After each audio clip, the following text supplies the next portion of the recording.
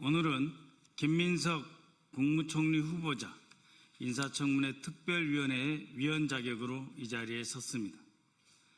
국민의힘은 김민석 후보자의 무차별적인 의혹 제기를 하기 이전 해당 정당의 위원회 재산 증식부터 밝히시기 바랍니다. 공정과 상식의 잣대는 스스로에게 먼저 적용하십시오. 존경하는 국민 여러분, 최근 총리 인사청문위원인 국민의힘 주진우 의원이 김민석 총리 후보자에 대해 재산 형성과 채무 변제 의혹 제기 그리고 무차별적인 정치 공세를 반복하고 있습니다. 마치 자신은 아무런 죄가 없느냐, 아무런 흠결이 없느냐, 도덕적 우위를 자처하며 심판의 칼날을 휘두르는 듯 합니다. 그러나 정작 주진우 의원 본인 자신의 재산 형성과 사인 간의 채무 등에 대한 의혹은 해소되지 않고 있습니다. 오늘 이 자리를 통해 몇 가지 점을 분명히 지적하고자 합니다. 2024년 4월 26일 기준 공직자 재산 신고상 주진우 의원 본인 재산은 엄청납니다. 본인과 가족 명의로 신고된 재산 액수가 무려 총 70여 원에 해당합니다. 자그마치 김민석 후보자의 35배, 3,500%에 해당하는 어마어마한 액수입니다. 이 중 부동산은 약 40억 원, 예금과 현금, 주식 등 동산이 물경 31억 원, 차량이 1억 원 등입니다. 20년 가까이 공직에만 있었다는 사람이 도대체 검사 월급이 얼마나 된다고 생활비 다 쓰고 남으면 뭘 저금할 게 있다고 70억 원의 재산을 모을 수 있습니까?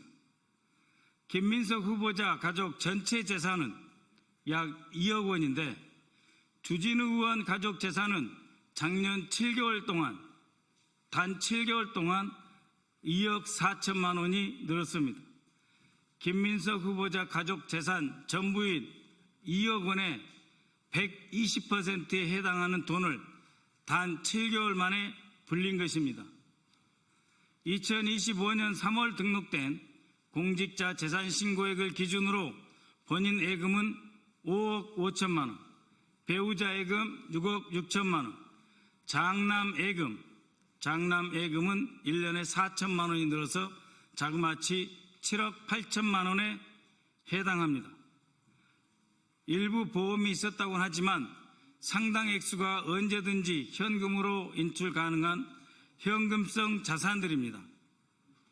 이렇게 많은 현금성 자산을 가지고 있는 주진우 의원이 2024년에 사인 간의 채무는 1억 원, 배우자 1억 8천억 원이 있습니다. 합치면 2억 8천만 원입니다. 김민석 후보자 사인 간의 채무 4천만 원이 있었다. 지금 있는 것이 아니고 있었다. 8천만 원이 있었는데 다 갚았다. 그걸 시비 삼고 있는 현금성 자산 약 30억 원에 달하는 돈을 가진 사람이 채무가 부부 합쳐 2억 8천만 원이 있습니다. 그러면 주진우 방식대로 물어보겠습니다. 현금성 자산 액수가 상당함에도 불구하고 사인 간의 채무 2억 8천만 원에 달하고 있는데 이것은 진짜 빌린 것 맞습니까? 또 1억 원에 대해 상환했다고 되어 있는데 무슨 돈으로 어떤 소득으로 갚았습니까? 현금성 자산이 그렇게도 많은데 왜 빌렸고 그런데도 여전히 갚지 않은 돈은 또 왜 이렇게 많이 있습니까? 또 배우자는 1년간 274만 원을 상환하는 데 그치는데 은행 대출을 월할해서 상환하는 방식도 아닌 사인 간의 채무인데 왜 300만 원도 아니고 274만 원을 갚습니까? 위장 채무입니까? 진짜 채무 맞습니까? 주진우 의원과 가족들이 보유한 상가, 예금에 포함된 현금성 자산 등에 대한 상세한 재산 형성 경위를 알 수가 없습니다. 또 공직자로서 재산 신고는 되어 있다고 하나 그 출처에 대해서는 알 수가 없습니다. 혹시 정치권 인물을 앞두고 그에게 후원금을 예금으로 돌려 보관하고 있는 것은 아닙니까? 이에 대해서 검찰은 인지사건으로 수사하지 않고 뭘 하고 있습니까? 서로 봐주기 하고 있습니까? 또 주진우 의원의 아들 2005년생으로 김민석 후보자의 아들과 같은 나이입니다. 2005년생 주진우 아들과 2005년생 김민석 후보자의 아들 같은 나이인데 벌써 주진우 의원의 아들은 7억 4천만 원에 달하는 예금을 가지고 있습니다. 예금 200만 원 신고한 김민석 후보자 아들보다 370배에 해당하는 돈입니다. 조부의 증여에 의해서 형성된 것 아닙니까? 정상적이라고 자신할 수 있습니까? 조부의 증여가 맞습니까? 주진우가 김민석 후보자에게 조롱하는 용어를 빌려 쓴다면 할아버지가 스폰서입니까? 김민석 후보자는 모든 재산 증식을 세무신고 등 합법적 절차에 따라 진행했으며 그 내역도 제출하고 있습니다. 차용증 사본도 언론을 통해 공개하고 있습니다. 그렇다면 주진우 의원도 본인의 재산 증식 과정과 사인 간의 채무 그리고 그 차용금에 대한 차용증을 국민 앞에 낱낱이 공개할 의사가 있습니까? 모든 것을 다 해봐야 김민석 의원 재산 2억입니다. 거기 어디에 부정부패가 있습니까? 김민석 총리 후보자는 젊은 시절 이른 나이에 정치권에 입문하였습니다.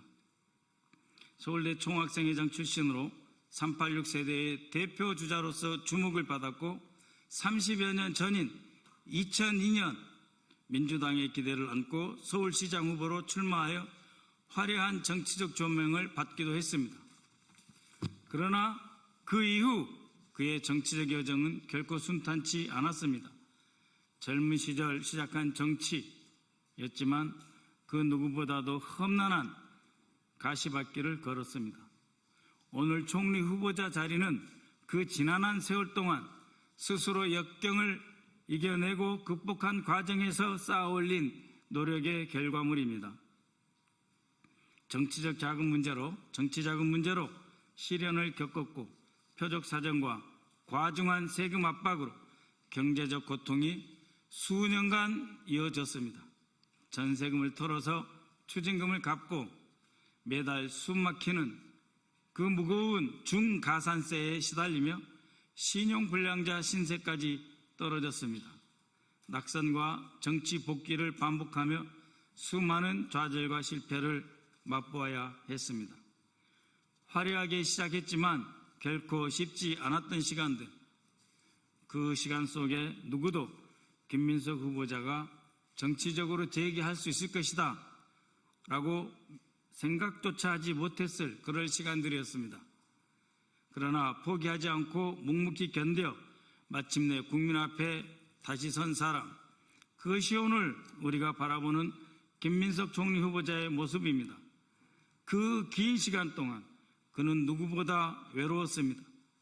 정치적 후광 없이 거대한 조직이나 스폰서에 기대지 않고 스스로 버텨냈습니다. 주변 지인의 인간적 도움 이외에 기댈 곳조차 없었습니다. 정치적 미래가 불투명한 시기에도 끝까지 책임을 회피하지 않고 모든 추징금과 세금을 완납하며 자신과 가족을 지키기 위해 싸워온 사람입니다.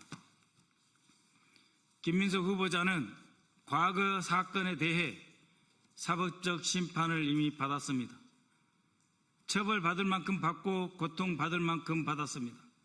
벌금형을 수행하며 법적 책임을 졌습니다. 전세금을 털어가며 2억 원의 추징금을 성실하게 납부했고 동일 사안에 대해 매월 140만 원에 달하는 중가산 증여세도 납부했습니다.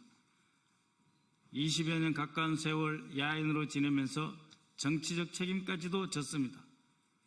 그런 모습을 주진우 의원이 피식하며 웃어 비웃을 수 있습니까? 본인 얘기대로 자기 객관화가 너무 안 되는 것 아닙니까?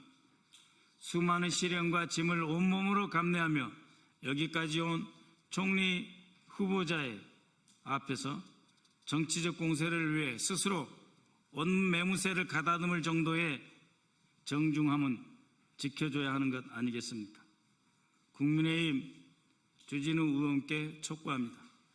정치적 도덕성을 말하려면 스스로의 거울부터 먼저 들여다보아야 합니다. 남의 상처를 발판 삼아서 자신의 정치적 이익을 쌓으려는 저렴한 공격은 국민의 상식과 공감을 얻을 수 없습니다. 김민석 후보자에 대한 무차별적 정치 공세를 중단하고 먼저 본인의 재산 형성, 정치자금, 금전거래, 자녀의 재산 형성 과정에 대해 국민 앞에 투명하게 소상히 밝히십시오. 그 과정에서 이해 충돌은 없었는지 충분히 소명해야 할 것입니다. 공정과 정의는 남을 두들겨 패는 도구가 아닙니다. 자기 자신을 뒤돌아보는 거울이 되어야 할 것입니다. 이상입니다.